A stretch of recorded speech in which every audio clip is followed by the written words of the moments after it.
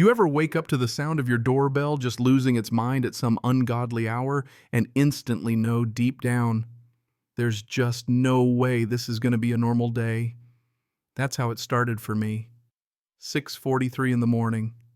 Sun barely up, coffee not even brewing yet, and my beach cabin quiet little place up on stilts, where the biggest drama is usually seagulls fighting over a Dorito, suddenly turns into ground zero for the most ridiculous power play I've ever seen.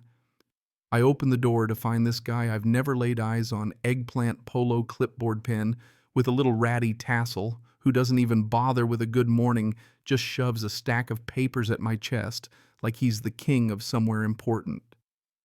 And what's this masterpiece? Oh, just a demand that I voluntarily sign my house over to the Homeowners Association in exactly 17 hours or else. 17 hours. Not 16, not 24, 17, starting the second he mashed that doorbell. And get this, the voluntary part apparently means do this or get crushed by fines. So now I'm standing there, still in my pajamas, staring at this man while he's tapping the bottom line with his tassel pen, telling me the board meets at 11:42 p.m. and they'll accept my deed then. Like that makes sense to anybody. I own this house, I say, trying to keep my voice level, and he just shrugs. Not for long, and winks at me like this is all a big joke. Says they're reclassifying my lot as common area because of shoreline movement, and if I don't play ball, I'll be out of compliance. Then he struts off my porch with the kind of satisfaction you usually only see in folks who just won an argument in the comments section. Let me back up a sec. My cabin isn't even technically in their HOA. Never was. They formed that thing 2 years before I bought in, and my deed is crystal clear, meets and bounds old plat. Even the title insurance folks said it was airtight. 6 years. I've had this place, redid the floors with my own hands, rebuilt the seawall with a buddy paid cash and half a fishing boat, and now some guy with a clipboard thinks he's about to make it disappear. They even stapled a $1 check to the notice, felt less like an offer, more like a dare. So I'm sitting at my kitchen table, papers everywhere, coffee in hand, and already plotting my next move. I called my neighbor Mavis. She's been here since before there were streetlights, and if something's up, she'll know. Turns out there's a new HOA manager making wild claims, telling people the dunes and paths belong to the association now. They even padlocked the north path, charging $50 cash for a permit. And now they're sniffing around the old cabins, mine included, talking about bringing everything into compliance. I know better. I work in construction management, read contracts for fun. But it's different when someone's threatening your home. First call, county recorder. Second, my friend Lark at a title company. Third, Benji, an attorney built for moments exactly like this. Benji listens, mutters something about extortion by deadline, then tells me to send every document I've got. They can't just annex your parcel, he says. That's not how this works. He fires off templates for cease and desist, restraining orders, the whole 9 yards. He's good like bulldog with a bad shoe good.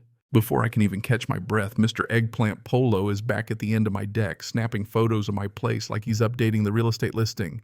I step outside, phone recording, and ask who he is.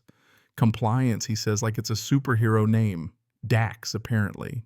He starts in on how the board needs to make sure I'm not moving fixtures because fixtures are now common area. I laugh. I'm literally holding a coffee mug, and this man is acting like I'm carting out chandeliers.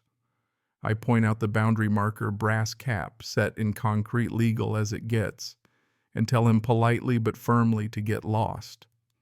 He leaves, but not before reminding me the board handles ownership tonight. And I'd like to say it ended there, but this is where it gets wild. At 8:22, the county clerk calls me Jade, nice enough, but all business, and tells me the HOA recorded something called a common area correction deed late yesterday, trying to redraw the map and stick my lot inside their boundaries. My parcel's got a little handwritten star on it, definitely not standard practice. I forward everything to Benji, and Lark start a blue crisis folder and double-check my cameras because you just never know. Around noon, I walk over to Mavis's place for sandwiches and tea that could clean engine parts. She gives me the backstory. New President Trina is running the HOA like a Fortune 500 takeover, doing things without votes, charging for paths, fining people for sand alterations, and quietly plotting to grab up the last of the cabins. Mavis says, "You know better, honey, but it still makes my skin crawl." Just then, plot twist, Owen the ex-treasurer shows up on my deck. This guy looks like he's lost sleep over it.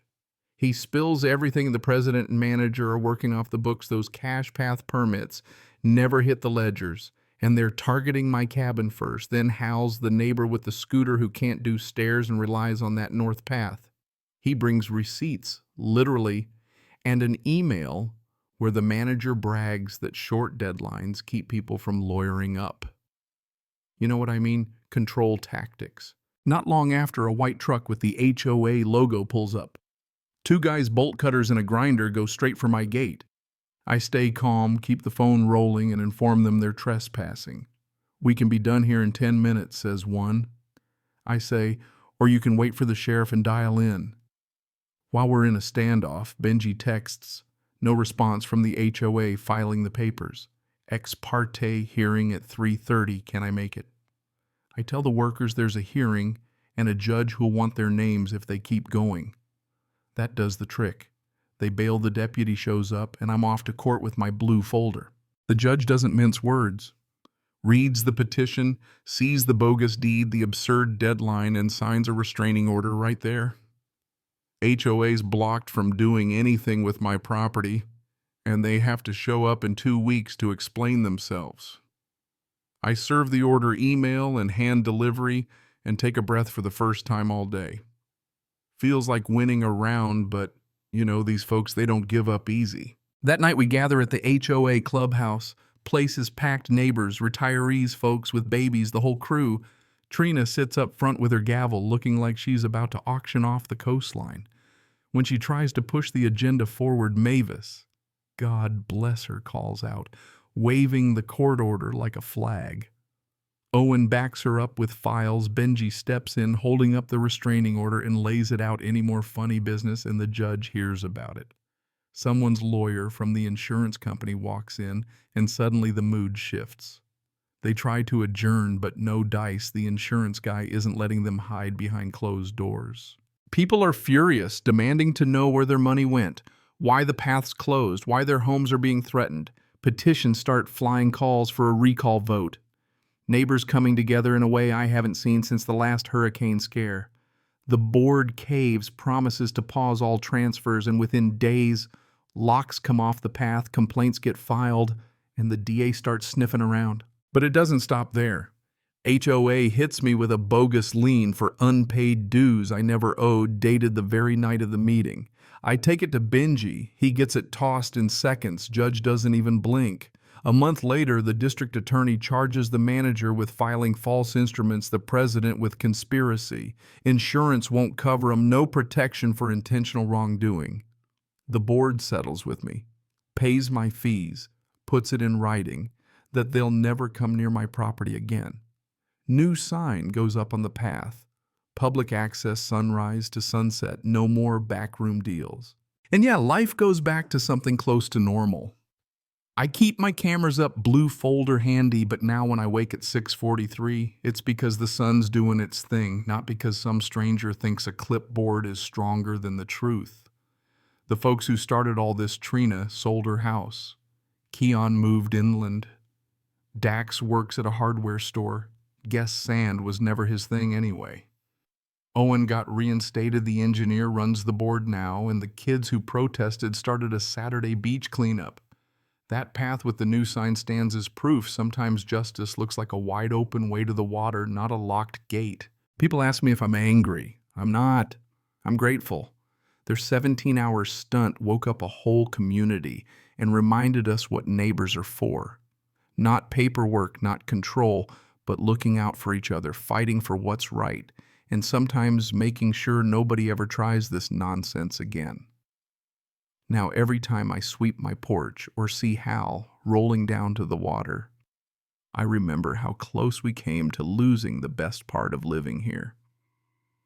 And every so often I'll run into Dax who nods and tries to look busy, and I'll say, "Hey, everyone deserves a second chance. Just maybe leave the clipboard at home next time." Justice, as it turns out, is sometimes a folder, sometimes a path, and always about standing your ground. So tell me, was I right to fight, or should I have just handed over my keys and called it a day? What would you have done if the HOA showed up on your porch at dawn? Drop your thoughts in the comments. Let's talk about what community justice and standing up for yourself really mean, because out here we're all in it together.